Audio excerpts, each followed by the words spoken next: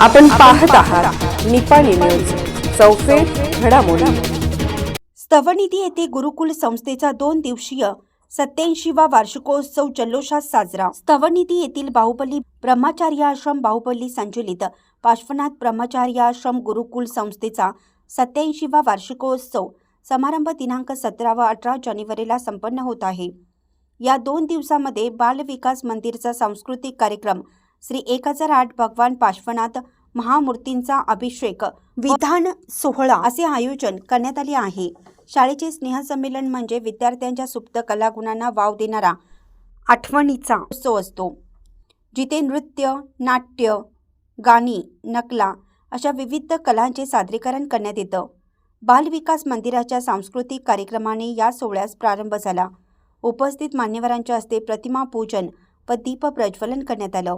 त्यानंतर मान्यवरांचा पुष्पगुच्छ देऊन सत्कार करण्यात आला। कार्यक्रमाच्या अध्यक्षस्थानी जिनरत्न गणपतराव रोटे हे होते। अध्यक्ष भाषणात रोटे यांनी गुरुकुलच्या विकास कार्याचा आढावा घेतला। विद्यार्थ्यांचं जे पालन करतो त्या विद्यार्थ्याचा बालमनावर धर्म या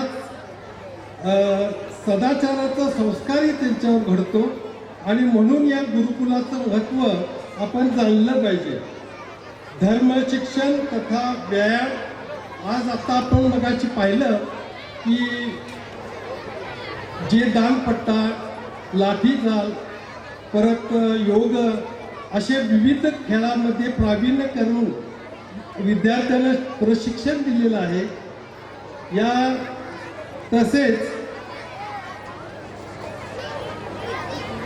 या संस्थेचे बाल विकास मंदिर, सन्मती बाल विकास मंदिर सिद्धनाथ, नंतर PG विद्या मंदिर, AS पाटील हायस्कूल, पार्श्वमती कन्या विद्यालय अक्कोळ, सन्मती विद्या मंदिर सिद्धनाथ, BT पाटील आणि सन्स पॉलिटेक्निक कॉलेज, तसेच या गुरुकुलाचे कार्यकर्ते असे याच्यामध्ये संस्थेमध्ये जवळजवळ 1890 विद्यार्थी शिकत आहेत आणि शिक्षक वर्ग जवळजवळ 77 शिक्षक कार्य करतात आणि शिक्षकेतर जर कर्मचारी सांगितलं तर 50। यावेळी संस्थेचे उपाध्यक्ष राजू पाटील, सेक्रेटरी सुनील बल्लोळ, पंकज पाटील, सुंदर पाटील, हजम अली पिरजादे, डॉक्टर नेमिनाथ चव्हाण, प्रदीप पाटील, प्रीतिका पाटील,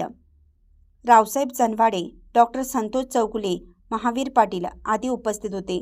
सांस्कृतिक कार्यक्रमाला पालक व नागरिकांनी अलोट गर्दी केली होती।